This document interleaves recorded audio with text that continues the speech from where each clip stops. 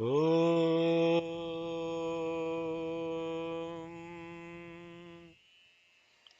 Om.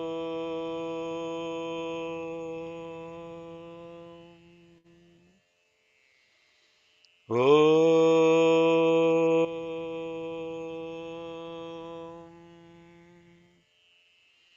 शुक्लाम्बरधरं विष्णुं शशिवर्णं चतुर्भुजं प्रसन्नवदनं ध्यायेत् सर्वविघ्नोपशान्तये।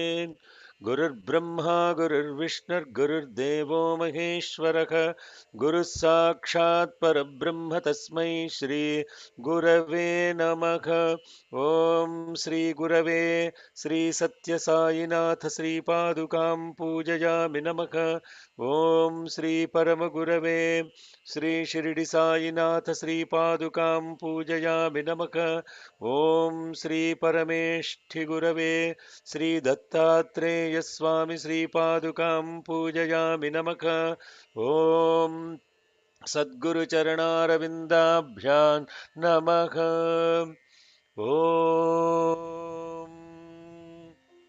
साईश्वराय विद्महे सत्यदेवाय धीमहि तन्नः सर्वः प्रचोदयात्। ॐ साईश्वराय विद्महे सत्यदेवाय धीमहि तन्नः सर्वः प्रचोदयात्। ॐ साईश्वराय विद्महे सत्यदेवाय धीमहि तन्नः सर्वः प्रचोदयात्। ॐ यज्ञेश्वराय विद्महे येसुनाथाय धीमहि तन्नो त्यागी प्रचोदयात्। ॐ यज्ञेश्वराय विद्महे येसुनाथाय धीमहि तन्नो त्यागी प्रचोदयात्। ॐ यज्ञेश्वराय विद्महे येसुनाथाय धीमहि तन्नो त्यागी प्रचोदयात्। ॐ शान्ति शान्ति शान्तिः। Our Father, thou art in heaven, hallowed be thy name. Thy kingdom come, thy will be done on earth as it is in heaven. Give us this day our daily bread, and forgive us for our trespasses, as we forgive those who trespass against us. And lead us not into temptation, but deliver us from evil. For thine is the kingdom, and the power, and the glory, forever and ever. Amen.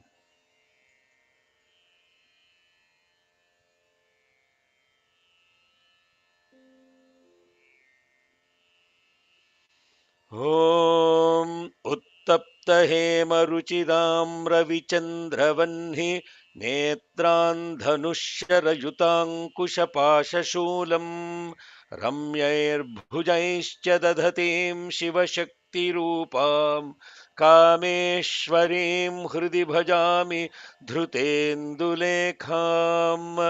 Om नमश्चण्डिकायै।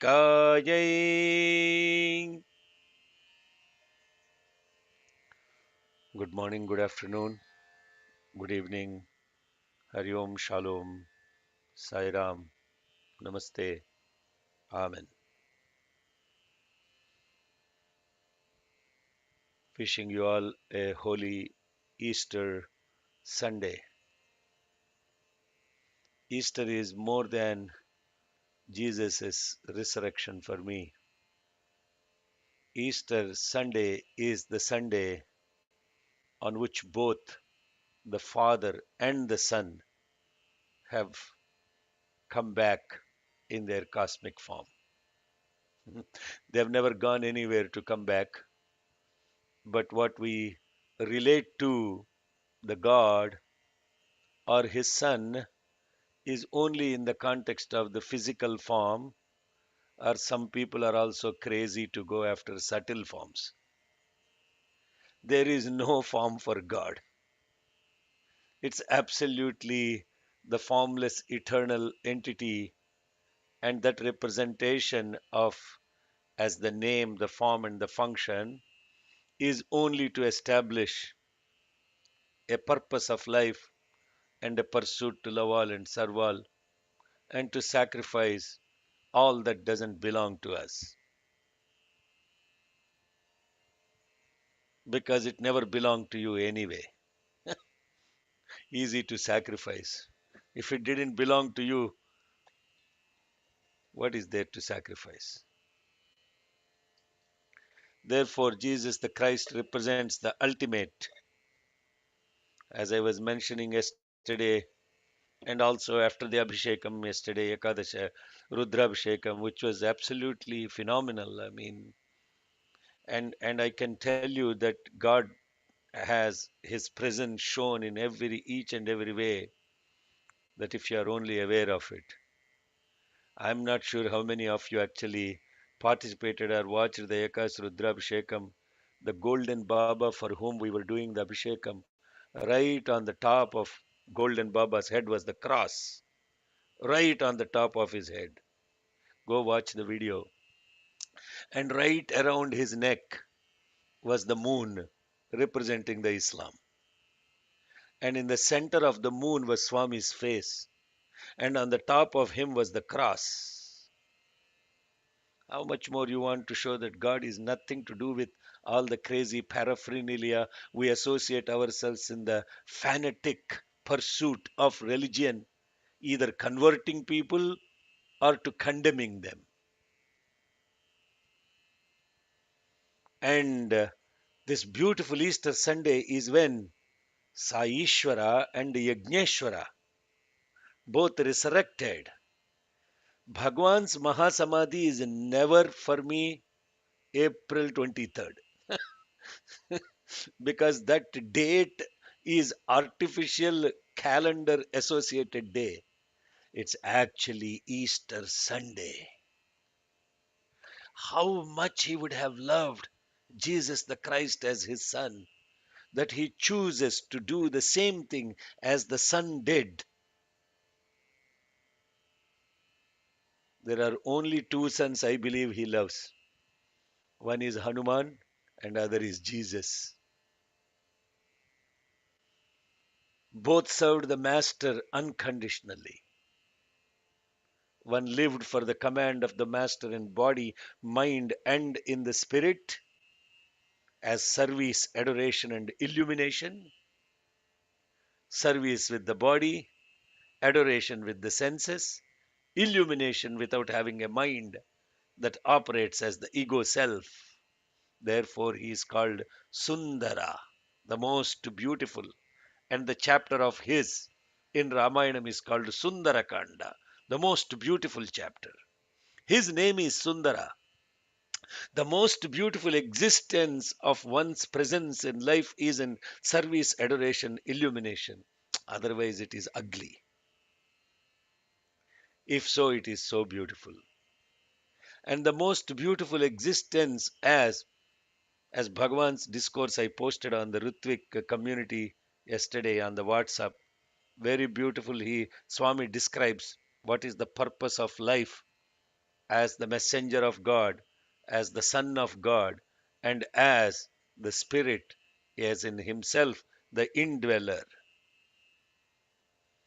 And therefore, we begin this beautiful 10th chapter of Devi Mahatmyam, coming to the crux of the message of the divine, the Shiva Shakti's message.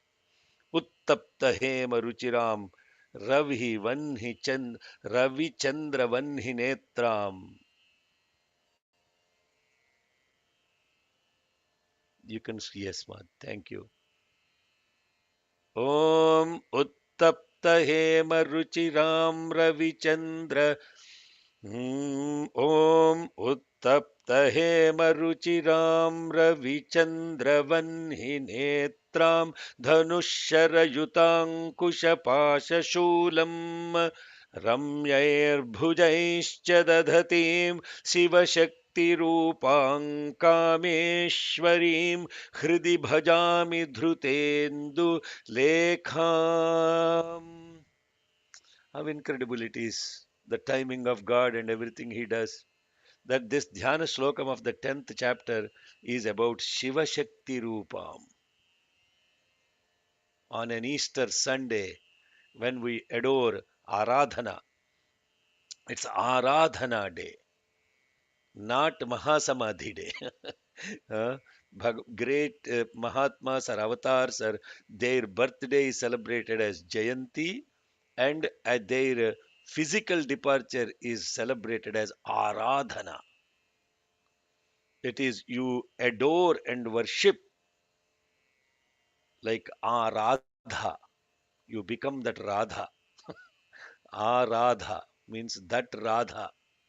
And therefore, Aradhana means all of us together becoming Radhas for this beautiful Sai Krishna, a stream of consciousness flowing within as the Shiva Shakti. Om Namaschandikajai. Stop sharing. So, when we are entering into this chapter yesterday, what did we look at? Yesterday, the ninth chapter was a beautiful chapter where there is this interplay between this I and the mine. The mine, as in the attachment to the objective world that you are completely identified with, inseparably identified with. And therefore, yesterday, we didn't spend much time in the discussion of this. Maybe after today, we'll get into deeper about what the Nishumbha aspect of it is. So, what happens in that battle sequence? The battle sequence of the Asura brothers, Shumbha and Nishumbha, is actually the inner conflict between the boundless infinite self and the limited sense of self, or the subjective and limited notion of the identity associated with the objects.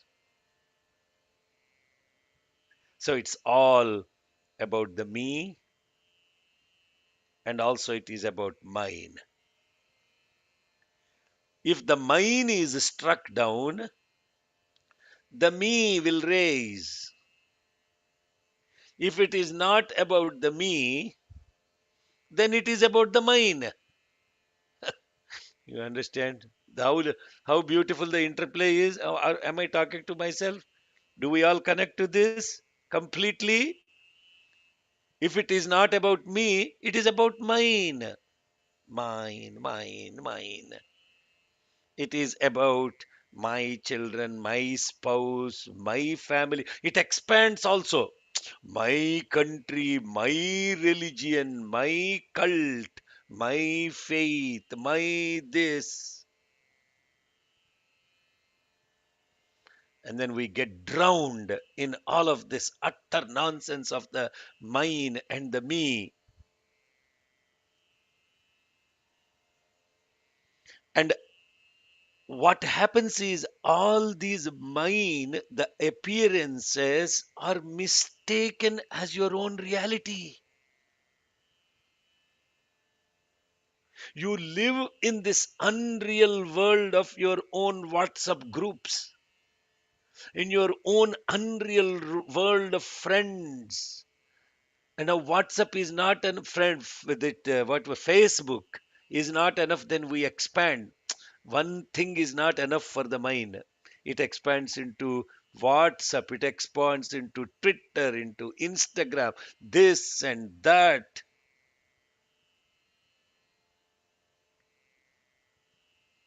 So When this Nishumbha rises in desperation, how did he rise after he falls down? How did he rise in desperation? Yeah, all of you remember? How did he rise? Ayo, When the Rama, you are. Shumba, no, when the Eh, Shumba, no, no, no, not Shumba. How did he rise? When he rose up, what was his presence? Thousand arms. Ah, 10,000, not 1,000. Hello. It is Ayutam. Ayutam. Okay. Ayutam. 10,000 arms he is raising. You know what the 10,000 arms represent? What do you do with the arm? What do you do with them? What do you do with your hands and arms? What do you do? Action. grab something. Grab, yeah. Kabandha Bahuchedana Ram. Remember the Kabandha? Kabandha in Ramayana? Kabandha did not have a head. He only had a stomach and arms. And these arms will extend, extend, extend, extend to grab everything that comes across, and then he will put it in the mouth, which is actually present on the stomach, no head. This is all not some what we call as some stories. Kabandha is inside us. Kabandha, the one who grabs everything. Ah, so 10,000 arms, you are still grabbing. You want to grab everything. 10,000 arms. And then in desperation, so you cling to the countless number of the fragments of all what you consider as your own. Abba, patracks, rat packs. You keep things that are packed and packed and packed. Don't want to even get rid of those. How much rat packing, pat racking you do. Abba. If somebody touches that, mine, mine, mine. You are taught this from a very young age. And that's how it starts with this identity of grabbing and the desperate, instinctive grasping or clinging to all the attachments of this ego awareness or the limited self is the most basic to life that all living beings they all possess this instinctually. And then when that is touched, you have fear. You have fear of existence, and you have fear of the death of your own individuality.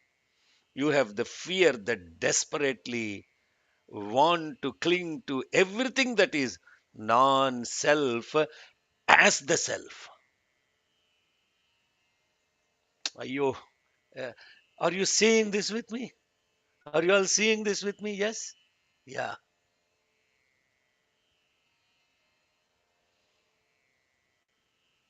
Now, yes, this ninth chapter, finally, when this supreme self penetrates the thousand armored, 10,000 handed monster's heart. And even at that point of time, the demon's essence appears. See how much of that finally, what that is now Nishumbha's own existence as the identity comes out and then says, stop, stop. And then the mother's sword, which represents Nishangina Ishudhimate Taskaranam. Nishangina. Nishangina, the word Nishangina used in Rudram represents the Jnana Khadga, the sword of wisdom, the Jnana Khadga. And this Jnana Khadga is taken, the Trishula pierces, the Jnana Khadga comes out, And that Jnana Khadga beheads this identification monster identified with all the objects within ourselves.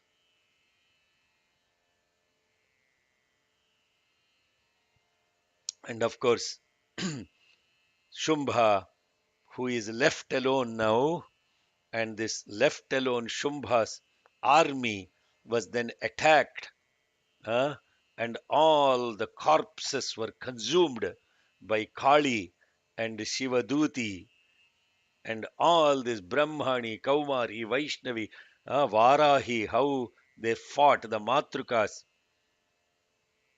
even those Asuras were not only killed but swallowed by Kali, swallowed by Shivaduti. And yesterday we didn't spend much time on it. All that beautiful description of swallowing is in time they disappear and in space they don't exist.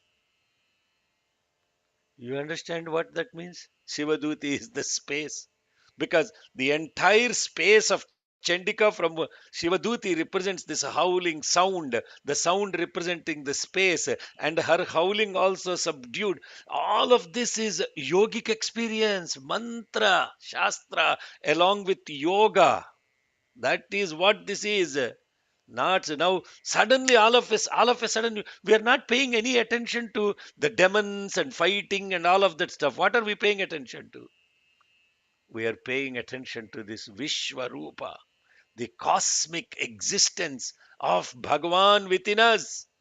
No longer you pay attention to all the stuff that happens around him.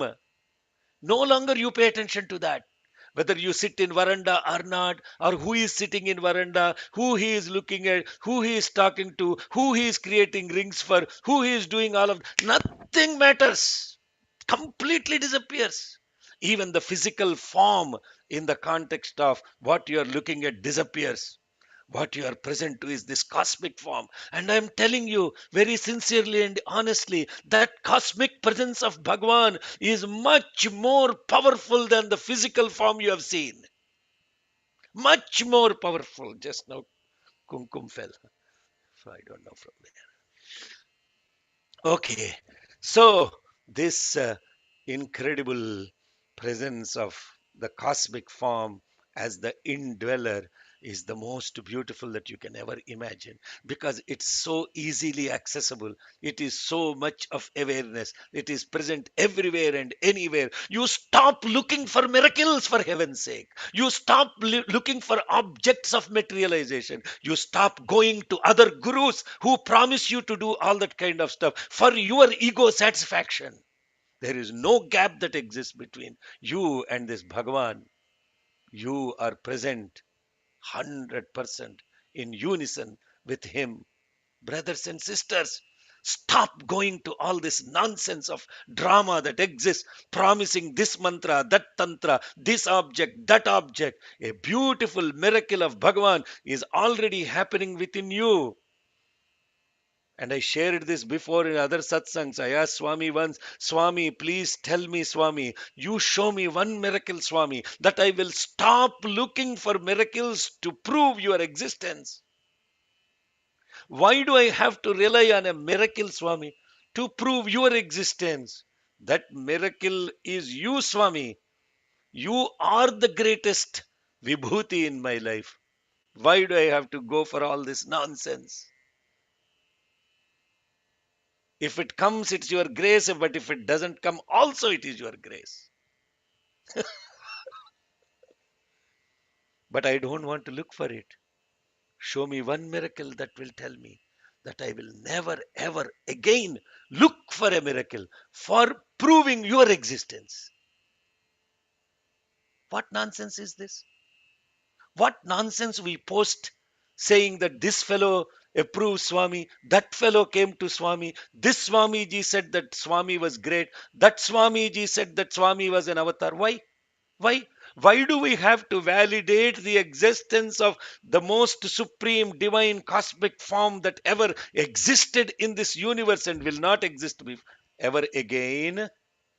Why do we have to validate or confirm his presence through another miracle, another Swami, another this, another that? Why, brothers and sisters? Why are we after this?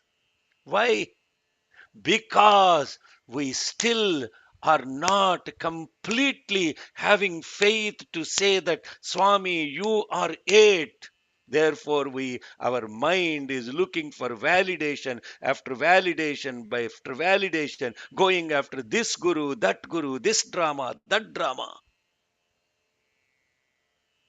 Oh, please don't mistake in any of this stuff say that I am in any way implying that those gurus are not sacred souls or divine beings. That's not what I am saying. Okay, please don't mistake me about that. But for this, why I am talking so much about this? Because you will see the Shumbha exactly doing the same thing in this chapter. This is the preamble to what we are looking in the next few shlokas, to drill in our point about how the Shumbha inside us behaves. If you did not get this, then you have not realized who Shumbha within you is. That Shumbha will always look for confirmation, validation of divinity, running after one faith after another faith, running after another religion and another religion, not recognizing that if you stay in one and you pursue the one is all there is and there is none other.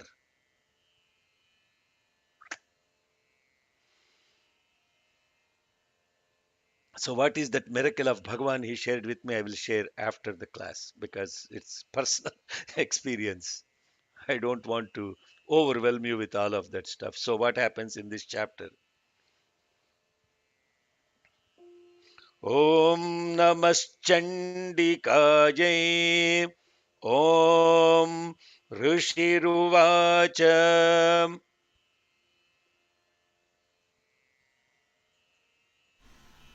Om नमश्चण्डिकायै Om ऋषिरुवाच Om ऋषिरुवाच Nishumbhan nihatan drishtva bhrataram pranasammitam hanyamanam balancha eva Shumbhaha Kruddhaha Abravid Vachaha. Very simple slokam. Seeing that Shumbha, Nishumbha, his brother, equivalent to his own life, and also seeing that all the entire strength of his army has been completely extinguished. Shumbha became very agitated and and started speaking. Nishumbhan nihatan društva bhrataram pranasammitam hanyamanam balanchaiva Shumbha kruddho bravidvachaka. How important this is. God will prove you in no time span that your ego associated with doing all your strength, valor, nenu, navallu, nadi, my power, my strength, my backup, my this, my that, within a span of split seconds, if he is gracious, he will completely extinguish that to a point that he will ignore the existence of your false self. And that's the most incredible spiritual experience. When people ask me the question, how many rings I got from Bhagavan, my answer to them was only two rings. First ring was ignore ring, second ring was inspire ring. First ring is ignoring. My God, when he starts ignoring you, you will not even believe how beautifully somebody can ignore you. Amma, as if you don't even exist, like a speck on earth. He will ignore you like that. Oh, it's an incredible spiritual experience. That ignoring is a very beautiful experience, because what you start then relating to him is inside you. You will start actually what happened, why, what is he ignored, because now you know that your physical presence as a body and a thing is never mind, it doesn't matter. And you should read the book of Professor Kasturi about loving God and how incredibly Bhagavan ignores him. For a person that is so close physically, when you start reading it, then I started saying, Swami, this is the kind of experience I really need. How amazing, what an amazing soul. So much of purification done just by this ignorance.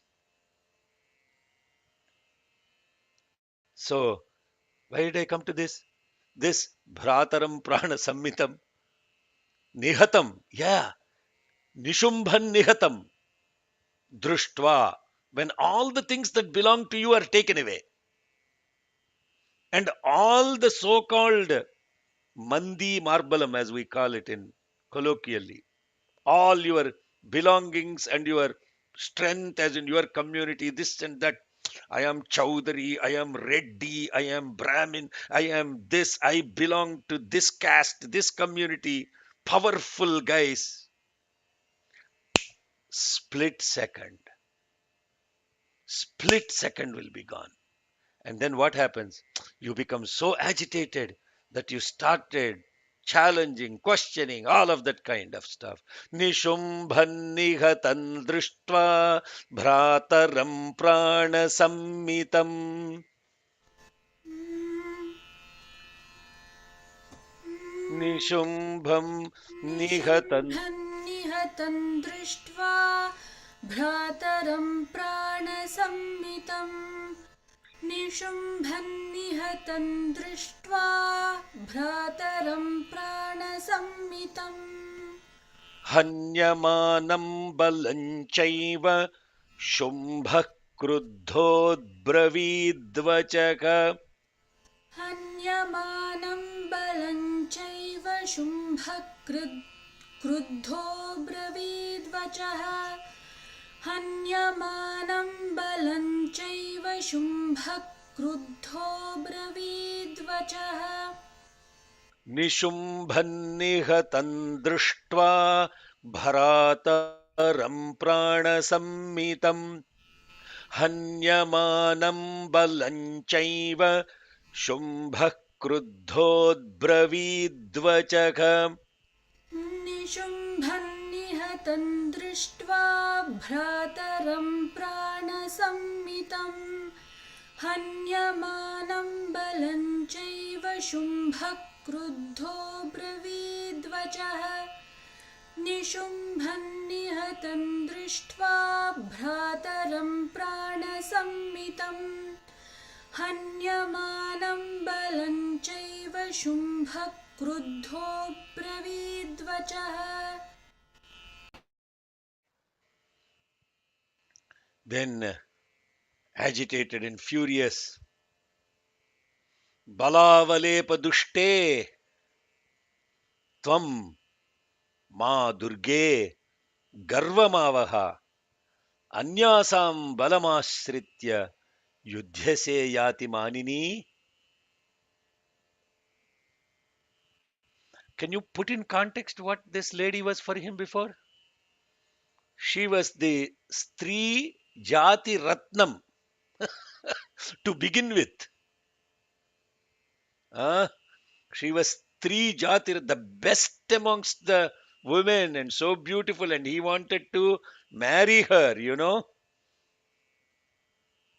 What she turned into now?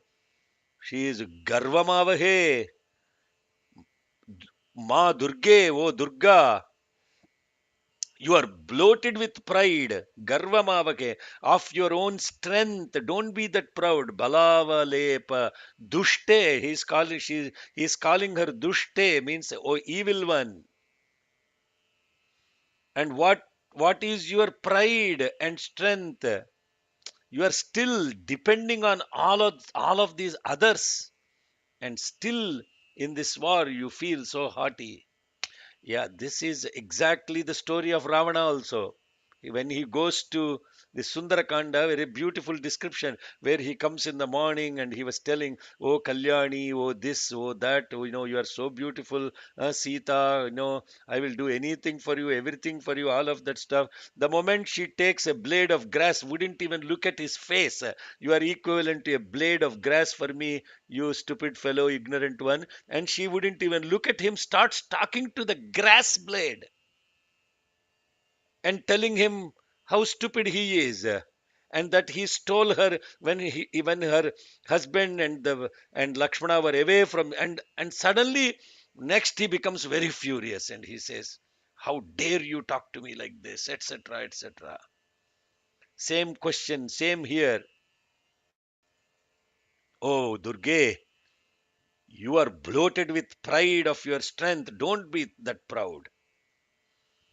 You are fighting depending on the strength of all these others, and yet you think you are very powerful.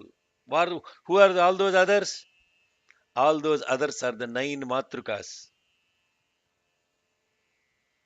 Balavalepa dushte tvam madurge garvamavaha. बलावलेपदुष्टे त्वं मा दुर्गे गर्वमावह बलावलेपदुष्टे त्वं मा दुर्गे गर्वमावह अन्यासां बलमाश्रित्य युध्यसे याति मानिनी. अन्यासां बलमाश्रित्य युध्यसे यातिमानिनी अन्यासां बलमाश्रित्य युध्यसे यातिमानिनी बलावलेपदुष्टे त्वं मा दुर्गे गर्वमावह. अन्यासां बलमाश्रित्य युध्यसे याति मानिनी. बलावलेपदुष्टे त्वं मा दुर्गे गर्वमावह अन्यासां बलमाश्रित्य युध्यसे यातिमानिनी बलावलेपदुष्टे त्वं मा दुर्गे गर्वमावह अन्यासां बलमाश्रित्य युध्यसे यातिमानिनी This mother says, Devyuvacha.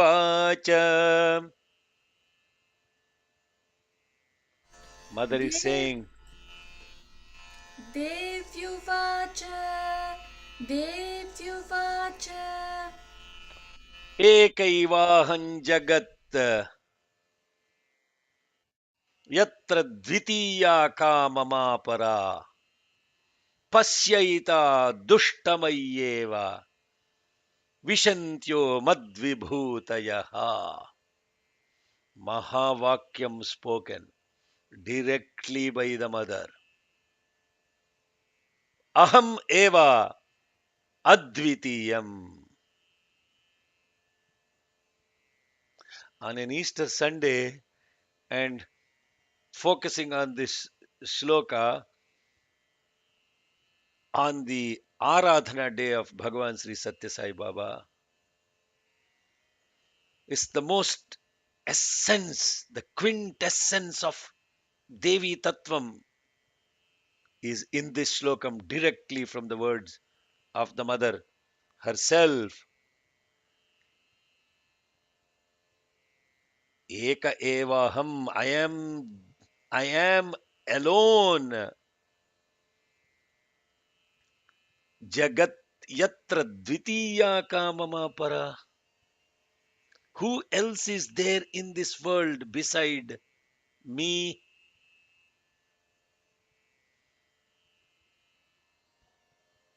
Atra Jagati, in this world, Aham Eka Eka Eva.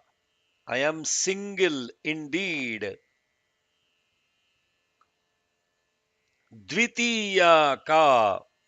Who is there a second to me? That one line. Pasyeta Dushta. You are not able to see this. O evil minded, wicked one. Vishantyo Madvibhutayaha.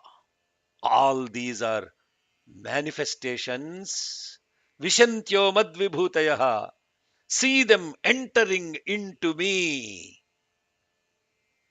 This is Vishwarupa Sandarshanam.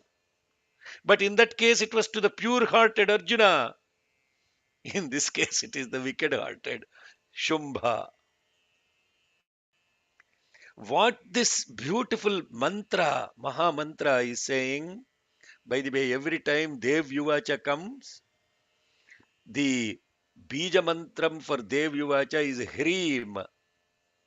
Every time it is Dev Yuvacha, it is Bija Mantram is Hrim. So, this the multiplicity is what Dushta sees. This is exactly what we have been studying in Gita Vahini for the last few weeks in study circle. Exactly the same concept. Bhagwan is focusing on in this entire world, it is me and there is nothing else. Kotu, can you please pull up the study circle material? It will be useful. We will do that after the satsang, so after this class, so that in the post show session. Sure, and I'll post it here. No, no, yes, you can post it or you can also keep it ready to read. Sure. So, in this whole world, I am the only one. Ekaivaham jagadyatra dvitiyaka mamapara pasyayita dushtamayeva vishantyo mad vibhutayaha. Pasyayita. Now start looking, O wicked one. All these are mad vibhutayaha. All of this is my vibhuti. And all of that vibhuti, see, entering into me. एकैवाहं जगत्यत्र एकैवाहं जगत्यत्र एकैवाहं जगत्यत्र द्वितीया काममापरा द्वितीया का मम परा द्वितीया का मम परा मम अपरा द्वितीया का. Other than I, where is a second one? द्वितीयः द्वितीया का मम अपरा एक एवाहं जगत् यत्र. Jagatyatra. Jagat atra becomes Jagatyatra. So this, there is no second one other than I am. So it's saying, I am single indeed. I am is the only thing. I am is what exists. There is no second to I am in this world. Are you? This is the essence of what Jesus said. What did Jesus say? Be still and know that I am. And then they put a parenthesis, God. But if you actually stop, be still and know that I am. Is Christianity saying anything different? Then Ekaivaham Jagatyatra Dvitiyaka Mamapara. If you don't have the divine vision, and you look it with your physical eyes and understand it with your ignorant mind, what this statement implies is that there is no other God other than Jesus. Therefore, if you don't believe in him, you will go to hell. All of that is the interpretation of your ignorant mind. That mind which sees only diversity, that mind which sees Jesus as the physical body and not the I am Jesus is talking about. And therefore, what she's saying, be still. Now, next shloka, she tells him. In the next shloka, she tells Shumbha, be still, stay there. Tishta, be still. And now start saying,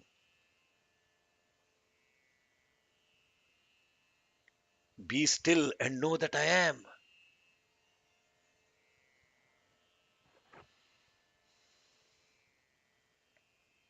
And that is also what is told in Quran, La ilaha illallah, Allah, Allah.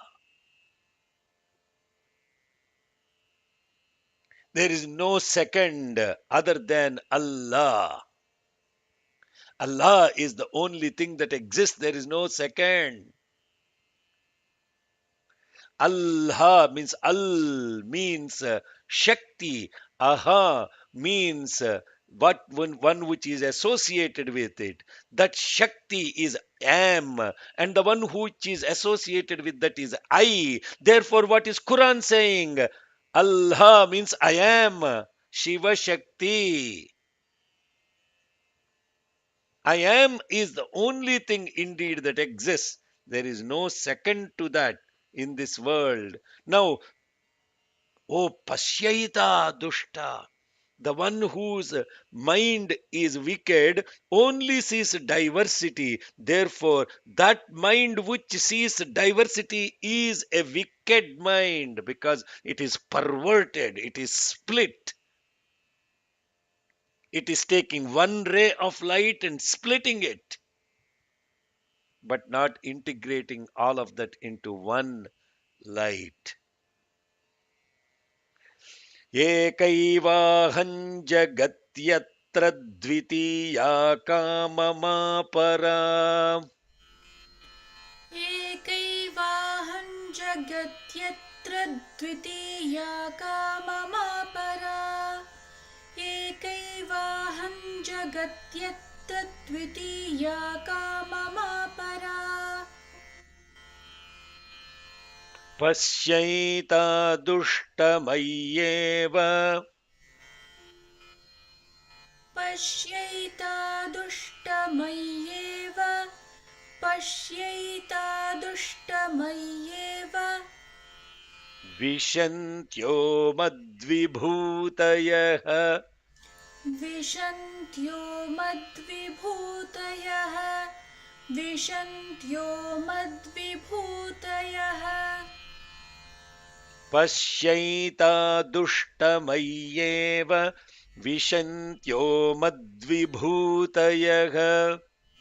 पश्यैता दुष्टमय्येव विशन्त्यो मद्विभूतयः पश्यैता दुष्टमय्येव विशन्त्यो मद्विभूतयः एकैवाहं जगत्यत्र द्वितीया काममा परा. पश्यैता दुष्टमय्येव विशन्त्यो मद्विभूतयः. एकैवाहं जगत्यत्र द्वितीया का मम परा पश्यैता दुष्टमय्येव विशन्त्यो मद्विभूतयः एकैवाहं जगत्यत्र द्वितीया का मम परा पश्यैता दुष्टमय्येव विशन्त्यो मद्विभूतयः. You see, at that point of time, tataha, Samastasta Devyo. All the Devis that were present, such as Brahmani Pramukha, the most famous as Brahmani, etc., Layam, started merging into her. Tasya Devya Stanau Jagmur Ekaivasi Tadambika. How fortunate this fellow is to have this darshan of the mother. Uh, now you have to ask the question, what did he do to deserve all this grace for the mother? We'll come to that later.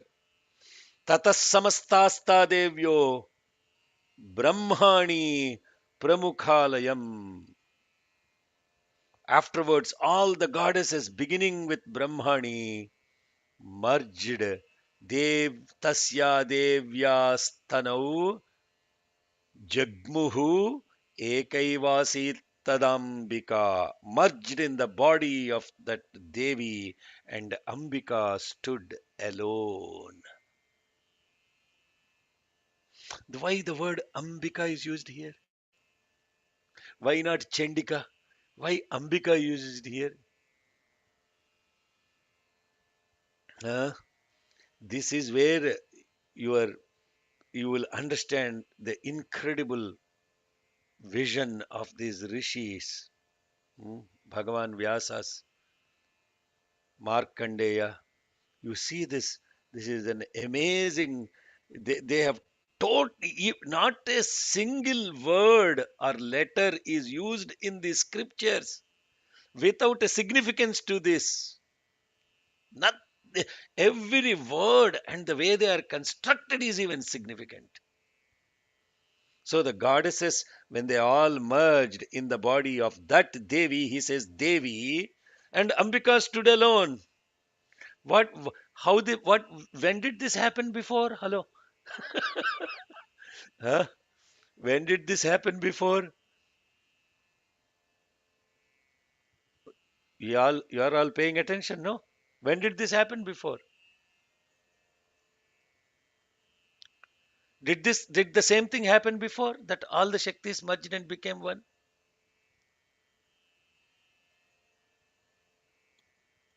Second chapter. Ah, Yes. నిద్రపోతున్నారు అందరూ. You are all thinking I'm asking a complex question. It's very simple. All of that light came and merged, and only she stood, Katyayani, Shiva, Tejas Sambhava Shiva. But here it is in a different way. All these Shaktis are existing outside of her, and then came and merged, and she stood alone. What the word Ambika, I explained that before. Antarbahishcha tatsarvam vyapya narayana stitaha. In antaha bahi ba combined Ambika. So inside and outside together is Ambika. So therefore here Ambika is a very beautiful word. Huh? Chandikamba Parameshwari. Why we use the word? Why I used the word Amba every time? You will see in many of the textbooks they only say Chandika Parameshwari, but we expressly we use the word Amba in all the Devi Mahatya, Sankalpa, every place. You don't see that in any other books like that written, including Sringeri Patam. There is Chandika Parameshwari Prichardam, Chandikamba, Amba, Antaha, Bahihi. Therefore, she is Amba. Amba means that which exists without a second. Therefore, Chandika is Amba, Ambika. Tatas samastas, tatas samastas tadevyo. ततः समस्तास्तादेव्यो ततः समस्तास्तादेव्यो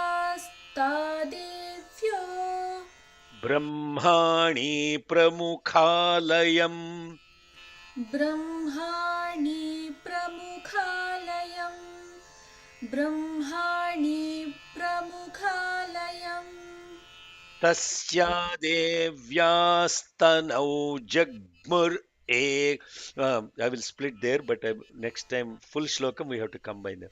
Tasya devyasthanau jagmur तस्या देव्यास्तनौ जग्मुर् तस्या देव्यास्तनौ जग्मुर् ekaivasit tadambika. एकैवासीत् तदाम्बिका एकैवासीत् तदाम्बिका तस्या देव्यास्तनौ जग्मुरेकैवासीत् तदाम्बिका.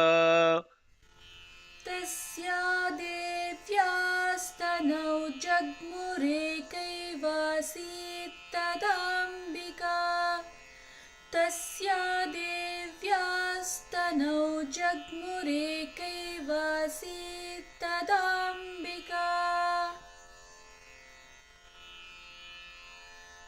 ततः समस्तास्तादेव्यो ब्रह्माणि प्रमुखालयम् तस्या देव्यास्तनौ जग्मुरेकैवासीत् तदाम्बिका.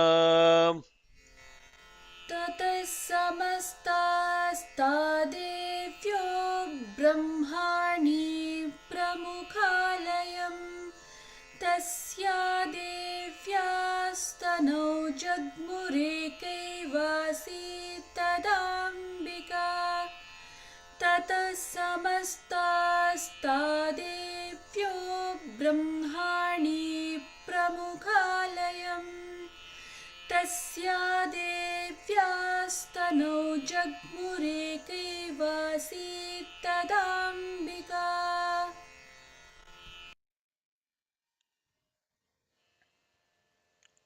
Again, Devyuvacha. You understand why Devyuvacha came two times?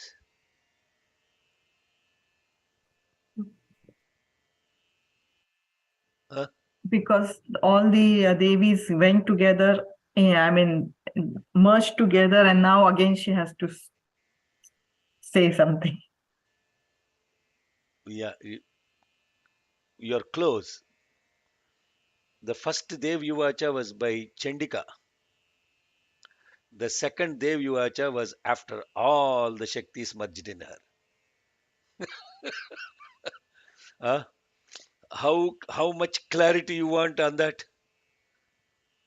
Hey, Srinivas, Konchada Yeah, విన్నావా beautiful. ఎప్పుడైనా దేవి దేవి మహత్యం ఇట్లాగా? No, no. First time I'm hearing. How clear it is. First time mother is speaking as Chandika, one of the Dashamatrikas. But second time she is speaking as integrated one. When Bhagwan Sri Satya Sai Baba speaks, he is speaking as integrated one of all the religion. Sarva Mata Sammataya Namaha.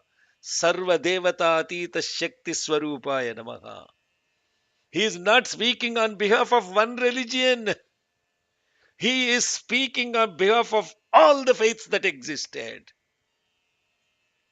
That's what I tell these people that are ignorant, saying that when Bhagavan says chant Vedas, he is not talking as some Hindu god, you fellows, to promote Hinduism with Veda chanting across the world. You guys are ignorant. They are all Shumbhas. Huh? Then he is saying, Arey, you fellows, what are you talking about?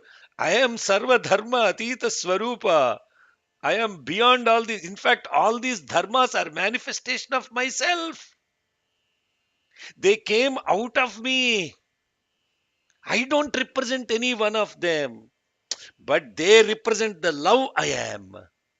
Therefore, when you pursue all these dharmas, when you look at all these Brahmani, Vaishnavi, Kaumari, Varahi, take all of that as one religion and worship Varahi, worship this, worship that, all of that stuff. But don't forget, the love within everyone is what you need to worship, not the external manifestation and the fanatism represented by religion fanatic nature. Don't make Sanatana Dharma into another religion, for heaven's sake. All religions are in Sanatana Dharma. She is the mother from which all the faiths came out. That doesn't mean Sanatana Dharma represents Hinduism. Hinduism is a sect of Sanatana Dharma. They're not is equal to one. But predominantly, 95% of Hinduism is Sanatana. Let me put it that way. But Bhagavan doesn't even represent Hinduism. He is the mother of all the faiths, and therefore he is representing that which represents the unity of all faiths. So Vedas also don't represent any religion. Veda mantras are adapted by Hindu rituals in order to integrate the rituals with spirituality. Not that Vedas represent Hinduism, or for that matter, any of this, as we are looking at. Now you see why Devi Mahatyam is so powerful. It is exactly representing what Bhagavan Krishna said in Bhagavad Gita. And now, in the context of teaching this to the false pseudo identification. Arjuna was also that, but yet he was much more purer, sattvic mind, whereas this is the rajasic sattvicness. So Devi is now speaking again. What is the Devi saying? Hey, I stand here surrounded by the manifestations projected by me. Aham vibhutya bahubhihi iha rupaihe yada sthita. All these vibhutis, manifestations, are projected by me. Now I have withdrawn tat samhritam mayaikaiva tishtham. Be still. Now I have withdrawn. Now I have withdrawn those powers into myself. And I am standing Mayai Tishtham.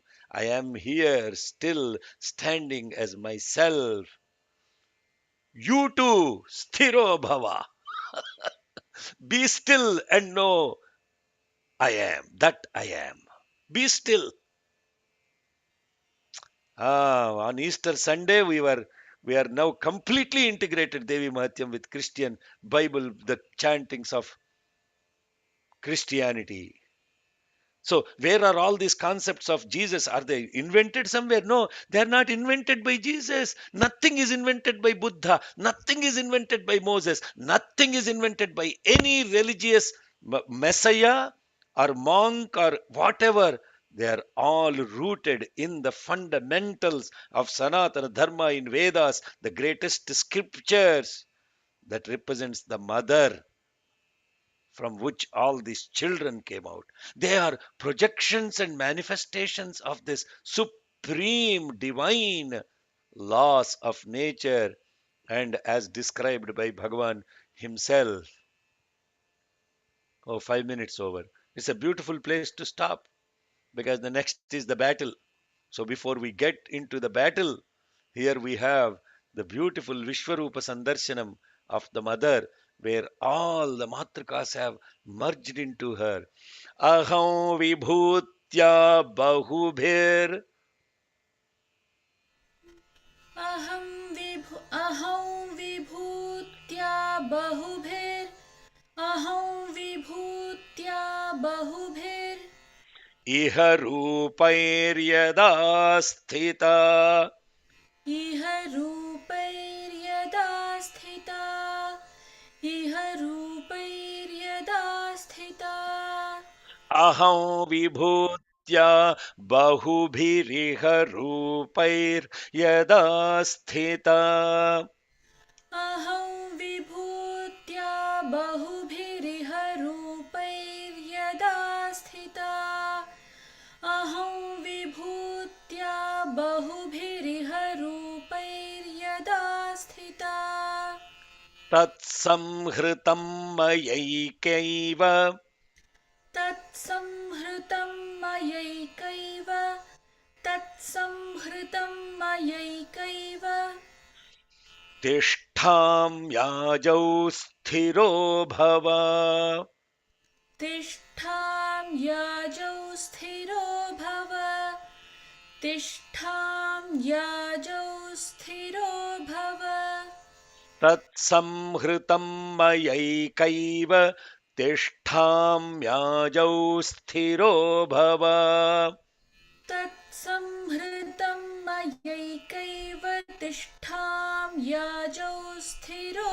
भव तत्संहृतं मयैकैव तिष्ठां याजौ स्थिरो भव अहं विभूत्या बहुभिरिह रूपैर्यदा स्थिता तत्संहृतं मयैकैव तिष्ठाम्याजौ स्थिरो भव अहं विभूत्या बहुभिरिह रूपैर्यदा स्थिता तत्संहृतं मयैकैव तिष्ठां याजौ स्थिरो भव अहं विभूत्या बहुभिरिह रूपैर्यदा स्थिता तत्संहृतं मयैकैव तिष्ठां याजौ स्थिरो भव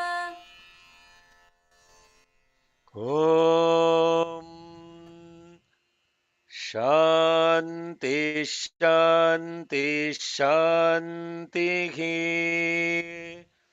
प्लीज प्रोजेक्ट देवी क्षमा प्रणमा ॐ अपराधसहस्राणि क्रियन्ते हर्निशं मया दासोऽयमिति मां मत्वा क्षमस्व परमेश्वरि आवाहनं न जानामि विसर्जनं पूजाञ्चैव न जानामि क्षम्यतां परमेश्वरि मन्त्रहीनं क्रियाहीनं भक्तिहीनं सुरेश्वरि यत्पूजितं मया देवि परिपूर्णं तदस्तु मे अपराधशतं कृत्वा जगदम्बेति चोच्चरेत् यां गतिं समवाप्नोति न तां ब्रह्मादय सुराः सापराधोऽस्मि शरणं प्राप्तस्त्वां जगदम्बिके इदानीमनुकम्प्योऽहं यथेच्छसि तथा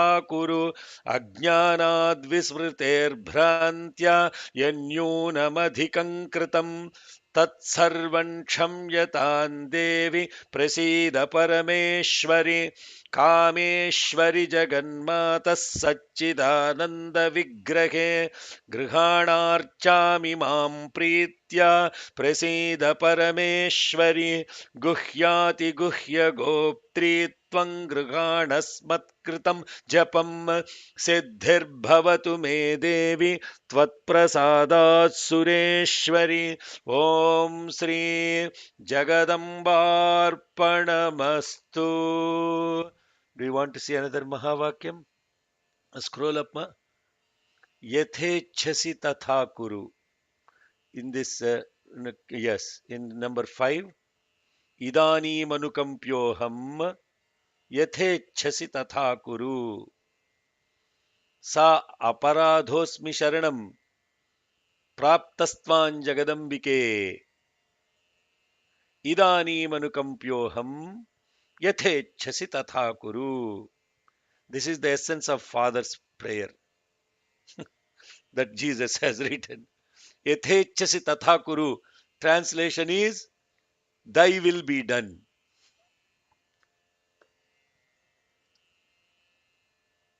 That is the essence of today's beautiful satsang on Easter Sunday.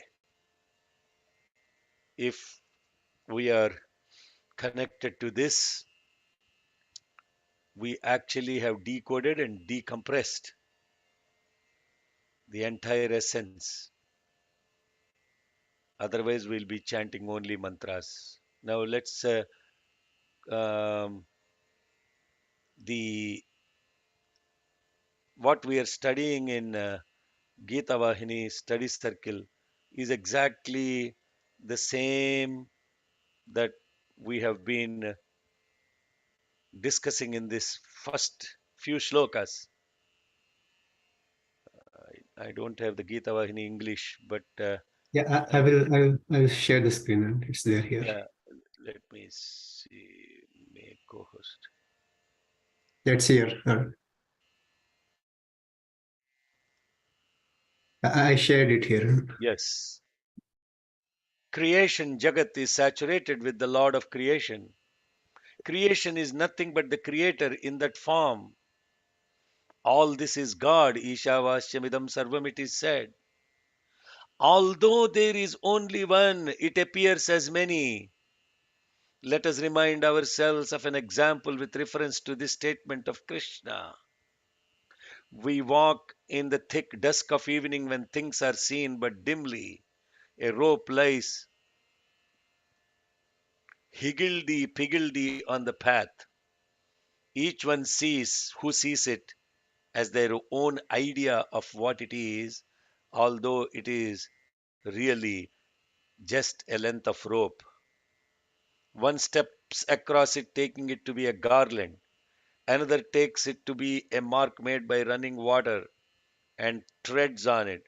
A third person imagines it to be a vine, a creeper plucked from off a tree and fallen on the path.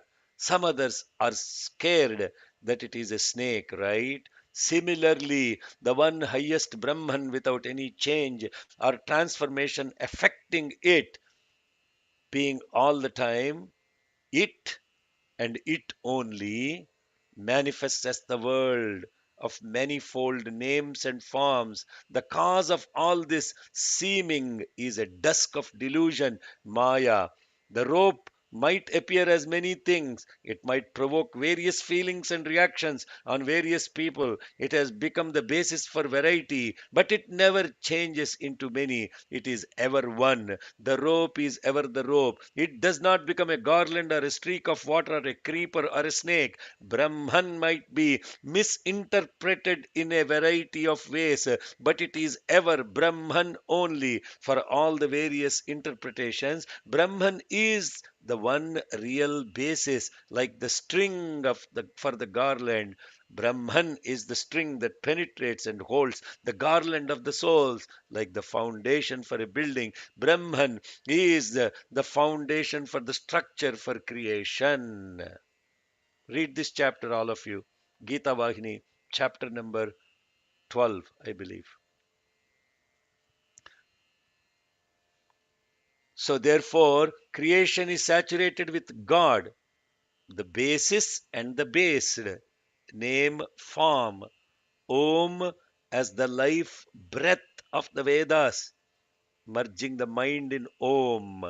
All forms of strength should be free from desire and attachment. Believe that He is the cause, that is all His play. Beautiful summary of chapter number 12. Jai Sai Ram. Let's pause here and see if there are any questions. Is it too much for all of us, all of you? Are we getting bombarded with this? Are we actually understanding why Devi Mahatyam is so powerful? Just like Rudram. Rudram explained as a story is Devi Mahatyam. Bhagavad Gita explained as a story is Devi Mahatyam. And when we are connecting to this without actual, this is the reason why I keep saying to all of you that without the grace of the mother in the form of the mantra, and as you actually chant that mantra and over continuously, it becomes the path mananat trayate iti mantraha. That which now you start seeing, as Bhagavan said, the basis for all the manifest rather than seeing only the manifest. As we looked at what is the lock in which the mind is bound is three things. The first is the name, second is the form, third is the function. Therefore, what happens is mind cannot see anything beyond that name, form, and function. Therefore, the mind is in a locked state. So, what is the unlocking state? That is called argala. That's why argala means that which is the lock. And to open that lock, you need to understand what that lock is. The lock is the name, form, and the function. If you actually associate God with the form and only the form, you are locked.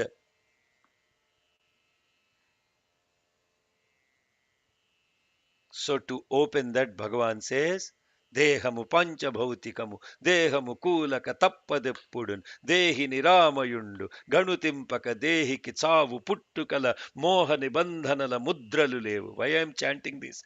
Padyam is not because it is that, no. What he summarized in that beautiful over and over again, how many hundreds or even thousands of times Swami chanted that poem. Even latest discourse that Easter also he chanted that. So that what we are talking about is what he's saying there is Deha is the lock, Dehi is the unlock. That's why in Argala we say Rupan Dehi, Jayan Dehi, Yasho Dehi, Dvisho Jehi. That is the actual meaning of that. Not Rupandehi means give me a good form, give me a great name, give me a great victory over all these enemies. That is the translation given in books. Go check it out.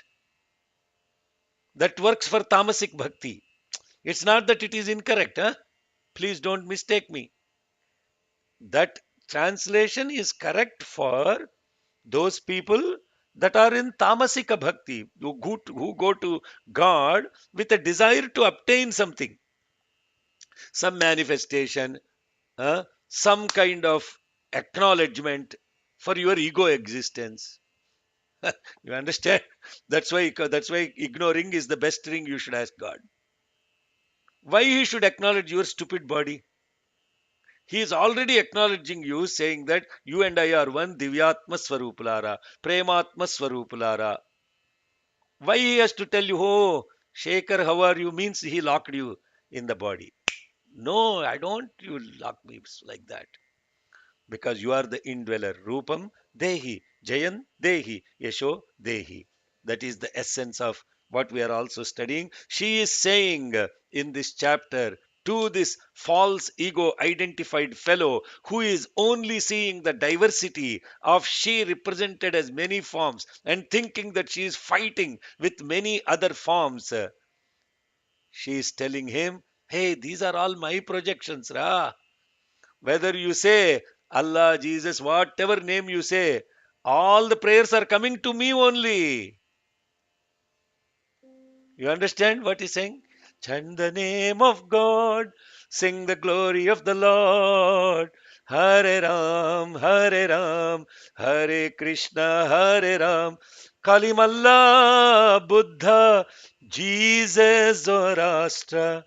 Say Ram, Rahim, Mahavir, Sainatha. He's all names and all forms. Call anyone, choose anyone, call anyone, pray to anyone. But knowing that you are praying to the love within everyone, and that love is Adhara, Adhara in the garland. Okay, Sairam. Any questions? Mantra 3. Oh, Mantra 3. Okay, what is the miracle of Bhagavan? Okay, I'll come to that. If Devi has manifested into many forms, then the form of multiple gurus, subtle form or gross form would also be Devi. This means that in the big picture, all the forms are one, and Swami is creating these forms for the people who are not ready to view the real. almost like training wheels. But how long you want to be in training? Hello. That means you're still in tamasic bhakti only, no? Yes, it is true that the lowest of the lowest to the highest of the highest, Ano Raniyan, Mahato Mahiyan. He is present in everyone. But how long you want to see diversity? Especially when he is saying, I am actually not this body. He himself is saying that. I am not this body. I am not the Deha. He is saying. He himself is saying, I am the Dehi and I am present in you as much as I am present in myself. Okay, look at this. This is thought for the day April 9th, posted in Prashanti Nilayam on Easter Sunday. Far more beneficial than honoring the great is the practice of loving them. Praise, glorification, and eulogy raise them into an unreachable pedestal. Love binds one heart to another. Gratitude for the inspiration and instruction received must bind the hearts in love. The heart of Jesus was pure and calm. Hence, it is honored as sacred. We must take our hearts sacred so that either we merge in Jesus or Jesus merges in us. When we merge, it is called bhakti, devotion, to have Jesus awakened within us. The resurrection of the Jesus within us is the path of jnana, the wisdom. Jesus was a messenger of God. But note this too, all of you are messengers of God. Jesus was not the only Son of God. You are all His children. Jesus and His Father are one. You and God are also one. You need to be aware of it. So, my point is not from the point of view of the Mahatma or a divine soul or whoever it is, the gurus or the swamis or whoever, they're all saying one thing only, but we are not realized it. We have not awakened ourselves to this. So what we do, we go to this. Our going to these people is not for self-realization, and the people around them doing the marketing and the money raising, and this mantra you get and you have to pay $1,000. This yajna you do sponsorship is another yajna is happening with another Swamiji in Atlanta, and I get these emails bombarded. Please encourage all your Rudras and Rudranis to come for this yajna. And the pamphlet says sponsor $10,000, Maha sponsor $100,000, and all of this stuff. I said, I'm sorry, I'm not involved with this fundraising business. First of all, I won't come because you are raising money in the name of God to build some ashram or send this money to another ashram in India. Why do you have to do all these projects and raise money? Has any one of you gotten any email any time asking for a penny of donation to any yajna or sponsorships? We are doing this because we want to reach out to the love within us as God, and not to go for attention with another miracle, another sponsorship, another mantra, another tantra. That is what we are fighting against. You understand what? You understand, Srividya? Is it clear? It's not that God is not manifest as many forms. Of course, from the lowest to the highest, He is present in all these forms. But why do you chase them? Why do you chase a guru after guru after guru when you have come to Bhagavan? You recognize him as Supreme Guru. Why do you have to go after another Guru? For what reason? Only one reason. Because your mind still has a gap. It needs attention. So you go to these people and they give you some mantra and you say, you chant this mantra, all your problems are solved. And for solving all these problems, you donate this much money. Is that spirituality?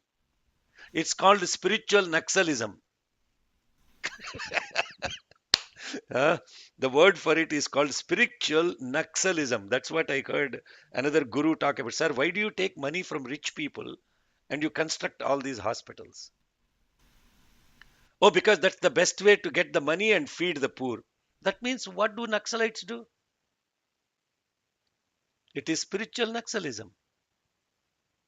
Are you connecting to the concept? Yeah. Um, I have a clarification on that, a clarification question. Basically, um, I mean to say that if Devi is both are Devi, right? Whether it is Muslim or Christian or anybody, any god, then accepting it as Devi itself is Yes, accepting of that course. both are Yes. one. Yes, of course. And when people, like even in within Hinduism, if we say that there are multiple gurus, all gurus are also Devi's form. I would say that somebody going to different gurus is actually not wrong. Maybe it is just that they need that different kind of Attention. messaging, or Yeah. Yes. No, I'm not saying, here is what, just to be clear, we are not saying that those people don't have siddhis. We are not saying that those people are not great sadhakas or whatever, rishis, mahatmas, etc. And satsang with them in the context of recognizing that you are grounded in that oneness and you see this as manifestation of vibhuti of Bhagavan, that is fine. But in that context, you don't chase them or you don't get chased by them. You understand what the clarity I'm trying to get at? You don't now, you don't chase people. Oh, come, come, come. This guru has come. He's so great. You should come and see them. And therefore, you will get realization. He will give you some material manifestation, all of that stuff. That is the drama you don't fall into. If it happens and you recognize and you are in their presence, they are great rishis, maharshis, mahatmas, and I will tell you honestly, they, if truly they are so, they don't do any marketing paraphernalia. If their purpose is Atmajnana, self transformation, your purpose is self transformation, and being in their company is, of course, great thing. Satsang with great Mahatmas is a great blessing because it helps you get grounded in that one reality. But contrary to that is what I'm trying to say. Huh? Now God has come back in this form. Therefore, you should only chase this form. Jesus is the only God. If you don't pray to Jesus, you will go to hell. Or Allah is the only God. Everybody else who worships somebody other than Allah should be. That kind of lower tamasic nature is what should be avoided. That is what I'm trying to say. And that applies to everyone. Vishnu is the only God. Some great guy who is again a great soul, very highly renowned in India, he comes to Sacramento and tells one Sai devotees happening to be there. And he said, why did you put Sai Baba's picture? We should only worship Krishna. Krishna is the only God. You should not even put a Sivalingam in your house. What is that? What are they doing there? No different than a guy that stops at your doorstep, gives a Bible and say, this is the only way to redeem your life, sir. Please take the Bible. That is the trap we should not fall into. Okay. Yes, I love Jesus as much as I love Hanuman or Sai Baba. Or I know Jesus is truly a divine, unbelievable. And it is not Jesus who started Christianity, by the way. Okay. It is not Jesus who started Christianity. Go look at the dictionary. Saint, look at the history, not dictionary. The history says who started Christianity. No, let me ask the Christian here. Let's ask Zelimir or Yasenko. Who started Christianity as a religion, as a faith? Who started it?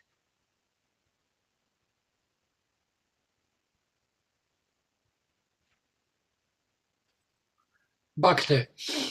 Huh? Bhakti, Jesus. I didn't get that. Followers. Who is the one that formalized Christianity as a religion? Priest. Please, Apostle? yeah, name of the person. Constantine, Roman Emperor. And with the help of who? Saint Paul. Ah, there you go. Who said that? Okay, there is Shakti. Shakti, yes, spot on. It is Saint Paul, who never saw Jesus, who never had direct interaction with Jesus, got together with the Emperor Constantine, formalized Christianity as a religion, and then made it into one faith that has to be, because he said, what is the key word that he said? What is the key word of marketing by Saint Paul? The key word of marketing by Saint Paul is, we will all be going to heaven. We are all assured reservations there, and that heaven is possible only if you follow Bible, nothing else. That is what is also happening with some of these gurus and all this paraphernalia. You get that clearly? Do we get that clearly? So the purpose of spirituality is turned into marketing. And now you create this marketing around, oh, here is a, if you really want to do this, you should come to this guru. He will give you a mantra that will give you salvation. All your problems are solved. What did you are exploiting? On the weakness of the mind. And that weakness of the mind exploitation is no longer spirituality. Then you clearly see, distinguish that. Yes, I love everyone, but I trust only God. And that God for me is Satya Sai Baba. I love everyone. I love Jesus. I love Moses. When you hear me sing about the songs and even the resurrection songs we'll be singing today, it fills me with love. I mean, I love Jesus to the core. That Yesu Gayatri is a great blessing, and it happened in a church in Brazil.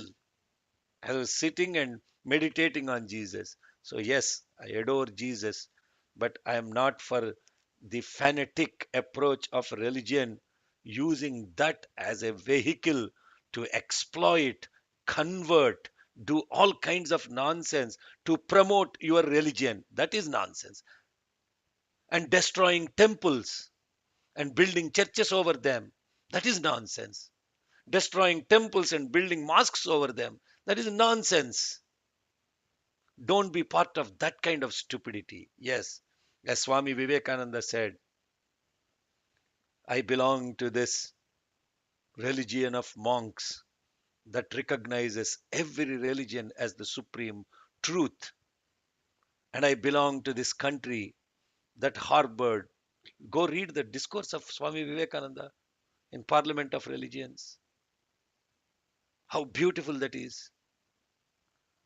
And Belur Mutt is the first mutt in India to have a beautiful mutt, Belur Mutt, Ramakrishna Mutt, with every religion represented in the mutt. So Swami Vivekananda was the one Sarva Dharma Swarupa, Sakshat, incarnation of divinity, started integration of all religions in Ramakrishna mission, with service as the major basis, one of the highly revered and respected. And it's the grace of that Swamiji that this body has come to Bhagavan Sri Satya Sai Baba. The next level of taking it to not only service and love, and that all religions are one. Do I go to church? Yes. But do I listen to the priest? No. Do I love the prophecy? Yes. Do I love the priest? No. Not a priest just in a church, but the same priest that tells me that only Vishnu is the God. Don't put picture of Satya Sai Baba. He's a great man. He does great service. This is what this revered person from India was telling this devotee at this house. Oh, I believe Satya Sai Baba is a great service guy, but he's not God. Krishna is only God. Remove his picture. Put Krishna as the God. I really felt, my God, how are you teaching spirituality to people? No, that is what is the problem. Yes, Sairam. Thank you for asking that question. That's a very important question. Don't get confused by it. Don't get confused that it's not that if you recognize God in everyone and you recognize that in your own self, then you don't market Swami, nor you get marketed by Swami as another form. Okay, Sairam. Okay, any mantra Mantra, 3. Okay. yeah, mantra 3. mantra 3. What is the Uh, mantra? it's just my kind of, observation. You kind of say that not even one single word is, I mean, everything sits perfectly, right? So in the third mantra, it says Bala Vale Pada Dushte Tvam Ma Durge Garva Mavaha, right? So before that, he was considering Durga as his possession, or he wanted her as a possession. So why this word Ma Durge, the word Ma is written there, although he kind of refers her to as a wicked one. What made him say Ma Durge? Ma here means do not. Oh, okay. I thought Mother Durga. No. Ah, yeah. Now you see how Sanskritam words are. The letters are also so. Ma represents do not. Ma also means ours. मानो महान्तमुतमानो अर्भकं मान उक्षन्तमुतमान उक्षितं मानो वधे पितरं मोत मातरं प्रिया मानस्तनुवो रुद्ररीरिषः where what does that ma mean? Do not hurt Ours. us. Do not, do not. So here ma durge garvamavaha. Ma means do not feel so proud, do not feel so haughty. That's what he's saying, Durge. But indirectly, he recognized that she is the mother also. Mother that is punishing is, I don't like it, ma. I don't like it. When do you like it when mother is spanking? No, I don't like mother spanking. She is now coming to a point of spanking him. So, Ma Durge, mother, you are going to punish me. It's beautiful insight. Yes. See how beautifully. So that Ma in Vedic chanting, Ma used in with swari with a anudattam, and Ma used as a udattam, Ma used as a swaritam also conveys different meanings. Yeah, you are all now chanting. Now we're forcing all of you to chant with proper swaras, proper pronunciation. Meaning will change completely. Come to Mahanyasam class. We'll discuss that. Okay, Sairam. Yes. Uh, So yes, one Shama. one question. It's kind of two parts. So first, what did he do to get that vision of all the mothers combining to one? And secondly, why is it? I noticed that either you have to be very good or you have to be very evil before the mother or the god will come and approach you, or something like that, kill you or give you the grace or something. Yeah, that's a very beautiful question. It's an amazing question. That is a very. What did he deserve to get this incredible grace of the mother to have this vision of all the Shaktis merging into her? Yeah, it's a very important question. Mm. When you are obsessed or possessed by something, can you think of anything else? So this guy, Shumbha, was possessed with getting her as an object. So there was nothing else that was in his mind other than her, but in a different, with a lower mind. Yeah. Yes, you understand? Yeah. Yeah. Yeah. So I asked my father asked me this question once a long time ago. He asked me a question. You are a biologist, geneticist. Listen to this carefully. So my father's question was, if at least how much of genetics is manifested in, I told him about 30% of a percent of an individual's phenotype means expression is genotype means genetics, and 30% is influence of environment, and 30% is how they're raised, cultural, etc. That's what defines a personality. So my father's question was, if if Prahlada is born to Hiranyakashipu, 30% of his personality should be at least that of Hiranyakashipu, who never prayed to Narayana, hater of Narayana. How come 100% of personality of Prahlada was devotion to Narayana? Where is that 30%? He was asking me that question. Hopefully, the geneticists on this call will get it. You are all connecting to what I'm saying. Your personality biologically is 30% your genotype, 30% growing practice, growth practices, 30% environment. That is how your personality is defined. So, therefore, culture also shapes your personality. The end of culture is perfection, Bhagavan says. And so, how come in Prahlada's case, what happened to 30% of his personality should be at least Hiranyakashipu? How come that didn't happen? I was stuck. My God, it was a very. I was wondering, is my study of genetics wrong, or what is? This is a very challenging question. And my father explained it very beautifully. He said that when he was all of the scientists look for God outside, because what you're studying as a scientist is always outside. Vibhuti, manifestations. So that's what you're studying as a scientist. And therefore, what happened? So this fellow Hiranya Swami says this in a discourse. Hiranyakashipu is one of the most incredible scientists that existed. He was such a great scientist. He's a geologist. He was a metallurgy guy. He was mastered all these environmental sciences, everything. And this Hiranyakashipu therefore went around the entire world looking for Hari, to kill him, looking for Hari. So my father said, because he knows he's such a great scientist, he will look only outside and not inside. Hari went and hid in his heart.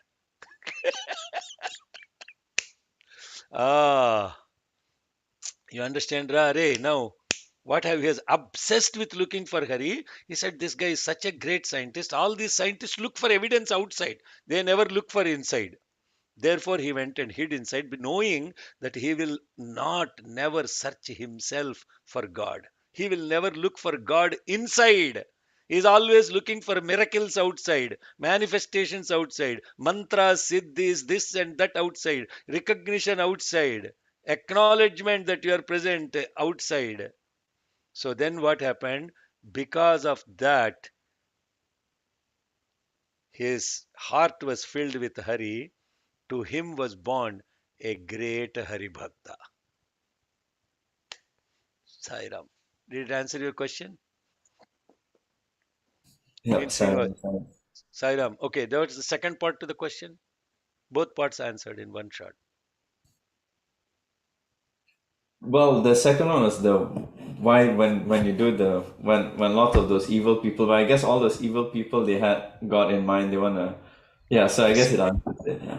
It's one of the bhaktis called Vairi Bhakti. Bhakti through enmity.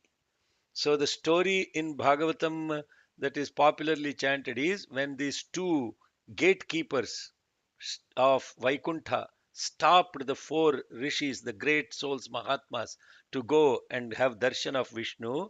The two gatekeepers, Jaya and Vijaya, told these, hey, it is private time of Vishnu. We won't allow you to go inside. We can't have his darshan. And then, therefore, those then Bhagwan comes to know that there are devotees, great souls praying outside, and then he'll come out and say, hey, why did you guys stop?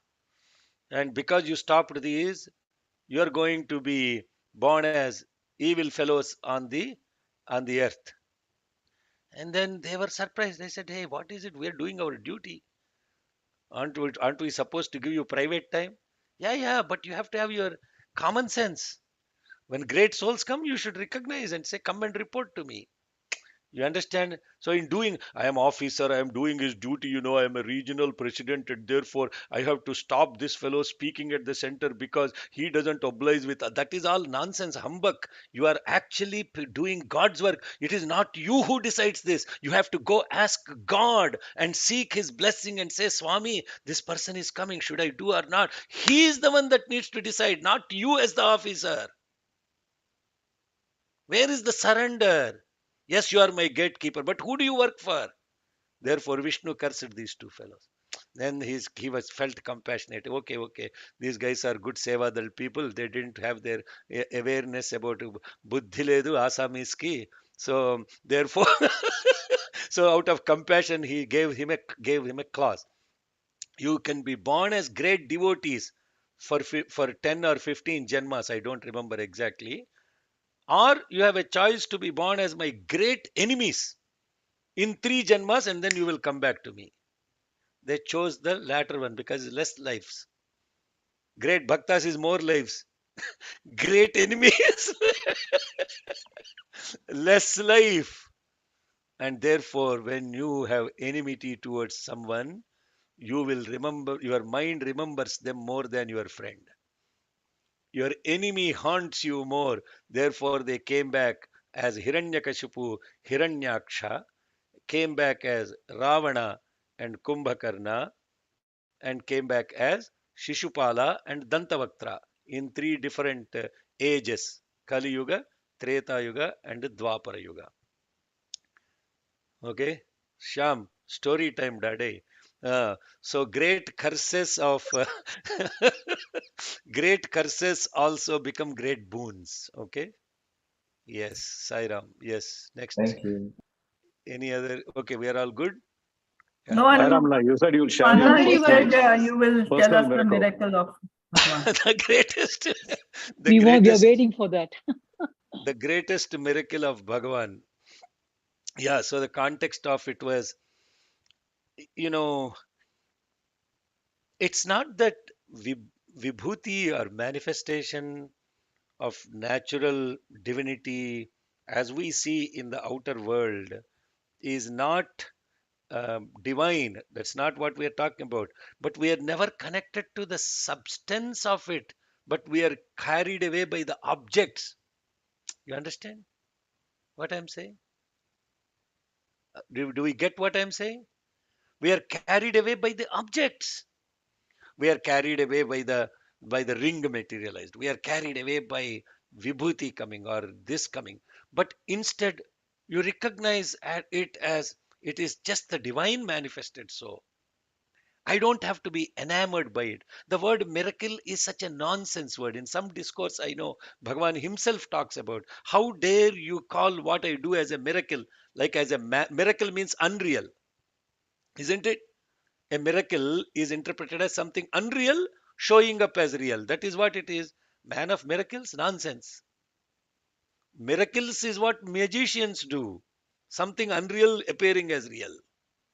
But what God does is not a miracle. It's called vibhuti. They are projections of Himself. Like what He's saying very beautifully. We are only seeing the flowers in the garland in that Gita Vagini said. Adhara sarvabhutanam pushpahasa prajagaraha. Vishnu Sahasranamam. In the garland, the one that is keeping the garland intact with all the flowers is what? The thread. But the thread is not visible. What is visible? Only flowers are visible. And all these flowers are of different colors, shades, etc., different types. But you never see what is holding them all together. So I asked Swami, Swami, show me that miracle that nobody has ever done before and it will not happen again. So that if I hear another miracle of yours, that somebody says he did this for me, he did that for me, that person is cured, this person is, that's all grace, grace. But I want to understand what that should not focus my mind on the object, but only look at you as the subject. This is also Sri Vidya's question. So then Swami told, "Oh, you are a scientist, right?" And I said, "Yeah, I think so." My father and Swami also were mocking how scientists are so stupid. So, because we are looking for only something external. That is what a scientist is also looking for, something external all the time to validate that which is already present. That's why we call it discover. It's already present. You are only taking cover out of it. It is already present. You are still searching it again. That's why it's called research. You are already tired and then you get re-tired.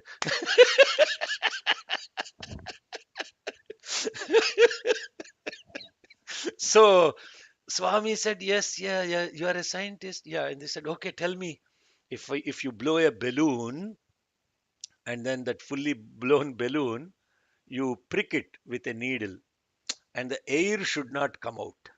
Is this possible?" I said, "No, that's impossible. It's against law of nature." So if that happens, do you believe it is a great miracle? I said, "Of course it is a incredible thing. How can you have a balloon, put a hole in it, and not have the air come out?" Then he said, "Hey, I created 6 billion balloons, actually much more number, 6 billion balloons of only humans. And I filled them with air, and then I put 9 holes. And not only the air doesn't come out, it goes in and comes out. You never know if it goes out, if it will ever will come in again, or once it comes in, if you don't release it, you won't survive either." I was like, unbelievable, unbelievable. And then he said, "Have you noticed this miracle is happening within you 21,600 times a day, whether you notice it or not, without any effort of yours whatsoever? How is this happening? Have you ever connected to this miracle that when you actually breathe in, you say, 'Oh, Swami, thank you for breathing in. Oh, Swami, thank you for breathing out too. Oh, Swami, that only existence of mine is this. And I don't even know that I am even aware of it in my deep sleep.' Are you aware that you are breathing? In your deep sleep, are you aware that you are breathing? No, you are not aware. So there is a miracle happening even without your awareness. Have you ever connected to that miracle? That is called Soham Aham Saha. This is Hamsa Gayatri. Last week, Mahanyasam class repeated again. Aham Saha. When reversed becomes Aham, I, Saha means that. Aham Saha reversed becomes So Ham. So this So Hum 21,600 times in a balloon, filling it, 9 holes. This air can go through any one of these holes anytime. You have no control over it. Who is doing this within you? Instead of connecting to this miracle, you're looking for that miracle, this miracle, oh, that manifestation, this manifestation. This is the greatest vibhuti, greatest miracle. Shakti, you went into black box again. Your wife is calling you to wash Yes, I dishes. am. No, no, Okay. no, All right. no. I was, I was odd. Brought in a different perspective. And this is exactly what Mansur Ali Khan says. Ali नू याद करो रल के फरियाद करो हे गरीबासा हे ओ आसरा अली मोला अली मोला अली दम दम अली मोला अली मोला अली दम दम अली मोला अली मोला अली दम दम लख ते करोड़ वारी अखो दम दम अली मोला अली मोला अली दम dum. Say Ali, Ali, Ali with every breath you are saying. Think of Ali. Thank Ali for breathing through you, breathing to you, breathing from you, breathing, breathing, breathing. Hamsa Gayatri. This is called Ajapa Gayatri. That Gayatri that happens without your knowledge. The other one is Japa Gayatri, where you are moving the mala. This is Ajapa Gayatri. 21,600 times of Gayatri is happening as Soham Aham Saha.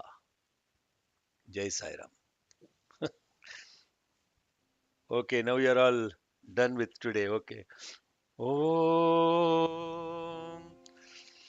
स्वस्तिः प्रजाभ्यः परिपालयन्ताम् न्याय्येन मार्गेण महीं महिषाः गोब्राह्मणेभ्यः शुभमस्तु नित्यम् समस्तलोकाः सुखिनो भवन्तु समस्तलोकाः सुखिनो भवन्तु समस्तलोकाः सुखिनो भवन्तु ॐ शान्ति शान्ति शान्तिः जय बोलो भगवान श्री सत्य साई बाबा जी की Jai. Jai. Sai Sai Ram. Ram. Sai Ram. Thank you.